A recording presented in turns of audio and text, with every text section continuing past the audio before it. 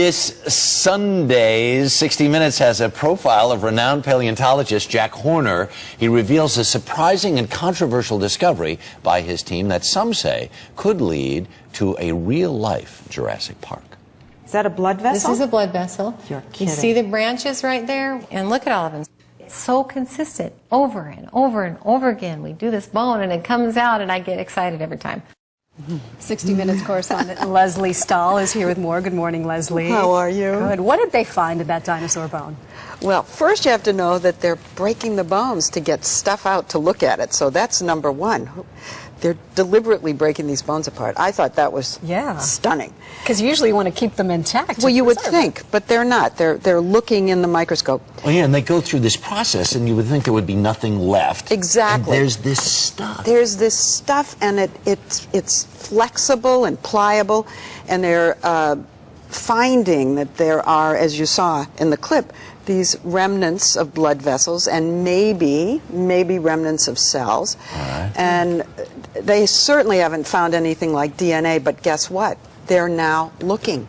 Now that they've seen this, they're now going back and re-examining old specimens and things they found. And today is Mary Schweitzer was his colleague on this Yes, thing. she's a paleontologist at North Carolina State. Right. And this guy, this Horner guy, is the paleontologist, right, who was the model for the paleontologist character in Jurassic Park. He's the real Alan Grant, and he took me around and showed me things that is such a knockout. You know, anybody who's listening, if you have a child, if you know a child, if you have a grandchild, bring them to watch this. They will be so blown away, but so will you. Yeah. I couldn't believe anything I was seeing and watching.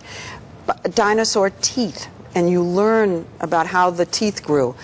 They showed me how to tell a dinosaur bone from a rock, because they look like rocks. They look like rocks. Exactly like rocks. The thing that's interesting about this, if I understand this correctly, because in Jurassic Park they took those strands of DNA and then tried to turn them into dinosaurs. And what this guy wants to do, though, is take a present-day chicken and regress it. Exactly. Back, right? Exactly. Reverse evolution. Because dinosaurs, or birds are dinosaurs, as he tells us, Sure. and explains it. Yes.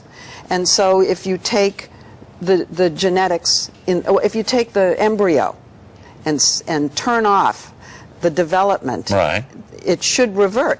We'll see.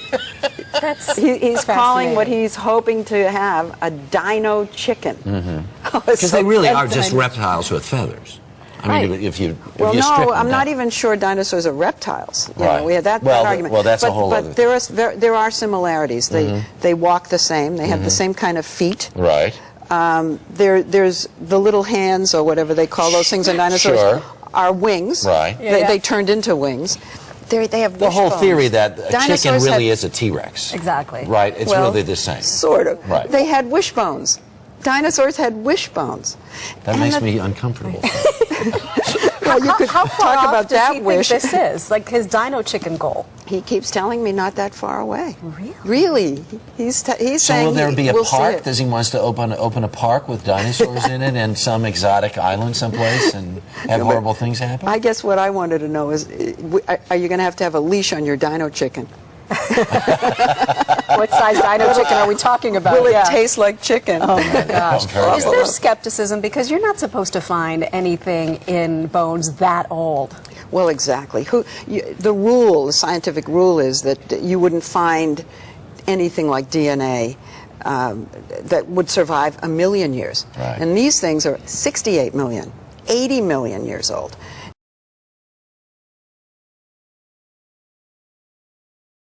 And they're finding, as I said, flexibility. They're finding the remnants of blood vessels and things like that. So they are facing a lot of skepticism. They're facing controversy. But as they keep replicating their experiments over and over, they're bringing more and more people around to think that it's right to pursue this. It's right to keep going. We have discovered that dinosaur DNA and all DNA just breaks down too fast. We're just not going to be able to do what they did in Jurassic Park. We're not going to be able to make a dinosaur based on a dinosaur. But birds are dinosaurs. Birds are living dinosaurs. We actually classify them as dinosaurs. We now call them non-avian dinosaurs and avian dinosaurs. So the non-avian dinosaurs are the big clunky ones that went extinct. Avian dinosaurs are our modern birds. So we don't have to make a dinosaur. So I already have them.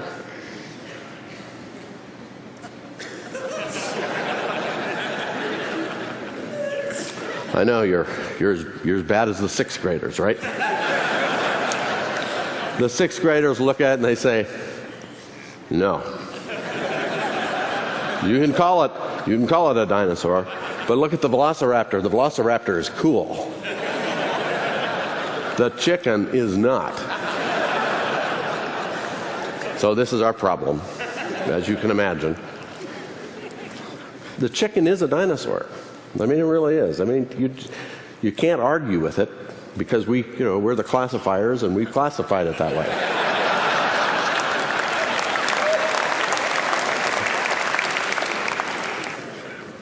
But the sixth graders demand it. Fix the chicken.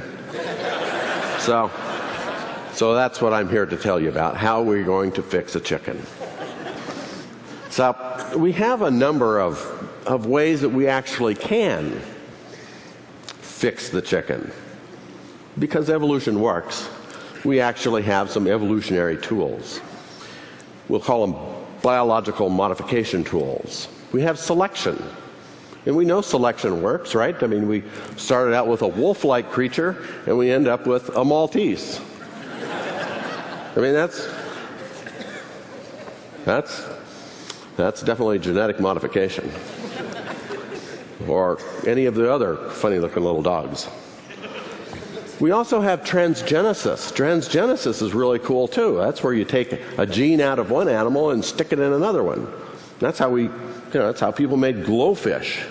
You take a glow gene out of a coral or a jellyfish, and you stick it in a zebrafish, and they glow. And that's pretty cool. And they obviously make a lot of money off of them. And now they're making glow rabbits and glow all sorts of things. I guess we could make a glow chicken. But I don't think that'll satisfy the sixth graders either. But there's another thing, and there's what we call atavism activation. And atavism activation is basically, an atavism is an ancestral characteristic.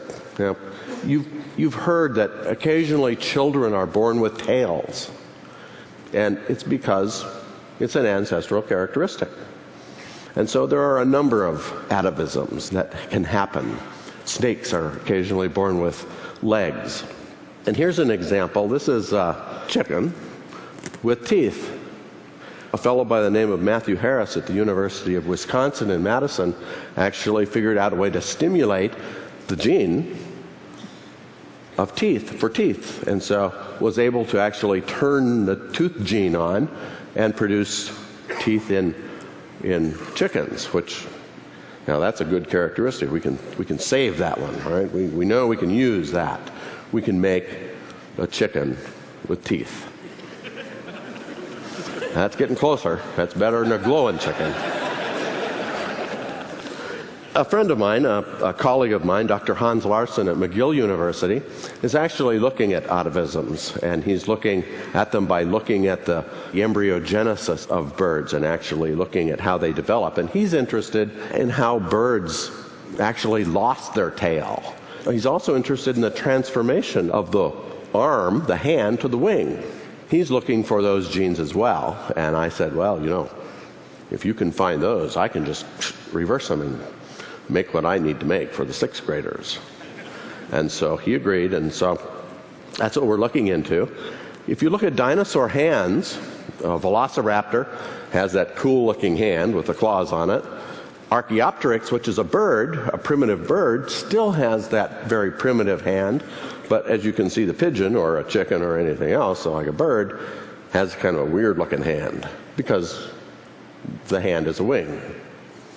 But the cool thing is that if you look in the embryo, as the embryo is developing, the hand actually looks pretty much like the Archaeopteryx hand. It has the 3 fingers, the 3 digits. But a gene turns on that actually fuses those together. And so what we're looking for is that gene. We want to stop that gene from turning on, fusing those hands together, so we can get a chicken that hatches out with a 3-fingered hand, like the Archaeopteryx. And the same goes for the tails. Birds have basically rudimentary tails. And so we know that in embryo, as the animal is developing, it actually has a relatively long tail. But a gene turns on and resorbs the tail, gets rid of it. So that's the other gene we're looking for. We want to stop that tail from resorbing. So what we're trying to do, really, is take our chicken, modify it, and make a chickenosaurus. It's a cooler looking chicken. I mean, but it's just the very basics. So that really is what we're doing. And people always say, well, why do that? Why make this thing? What good is it?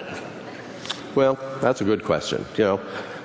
Actually, I think it's a great way to teach kids about evolutionary biology and